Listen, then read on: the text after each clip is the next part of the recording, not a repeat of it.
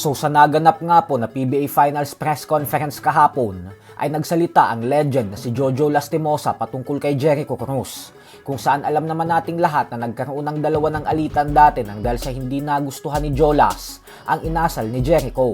At kahapon nga po ay sinabi ni Jolas na basta wag na lang daw gawin ulit ni Jericho yung dati ay wala nang mangyayari.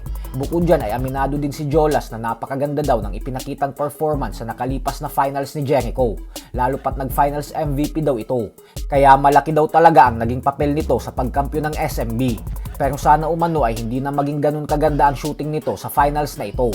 Habang si Jericho naman ay hindi din nagpaawat matapos itong sabihin na bahala na daw kung ano ang mangyayari sa game. Basta ilalabas niya pa din daw yung laro niya at ang apoy. Kumbaga ay kahit daw sinabihan na siya ni Jolas na wag niya na uulitin yung ginawa niya, ay baka daw magawa niya pa rin ito. Kaya ang pakiusap niya umano kay Jolas ay wag na siya nitong aawayin. Bukod dyan ay natanong din si Jolas patungkol sa prediction ni Don Troliano na 4-0 sa kanila ang token text.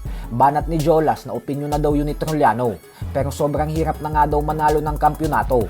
Pero ang makawalis umano ng 4-0 ay di hamak na mas sobrang hirap. Subalit kung ganun umano ang paningin ni Troliano ay ang lakas naman daw ng kumpiyansa nito sa sarili niya. Wala na daw siyang magagawa dyan. Habang si Reynam Batak naman ay hindi kumbinsido na naniniwala talaga si Troliano na kaya sila nitong i-4-0 at bagkos pakiramdam nito ay sinisira lang daw ni Troliano yung focus nila.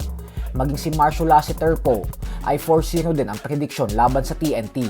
Bukas na po nakatakdang ganapin ang Game 1 ng Philippine Cup Finals. Kaya kaabang-abang po talaga ang serya ng SMB versus TNT. Sa kabilang banda naman mga idol ay bumida nga po ang former PBA Best Player of the Conference na si Arvin Tolentino sa South Korea. Ito po ay matapos niyang tanghalin bilang KBL All-Star MVP. Tinalo po ng kanyang kupunan na Team Asia ang Team Rookie sa score na 82-79, kung saan nakapagtala ng double-double si Tolentino na 19 points and 14 rebounds. Samantala, naglabas din po ng pahayag ang veteranong gwardiya ng San Miguel Beermen na si Chris Ross patungkol sa rising star ng Ginebra na si RJ Abarrientos. Ayon kay Ross ay bagamat bagito pa lang daw itong si RJ, ay palaban daw talaga ito at walang inaatrasan.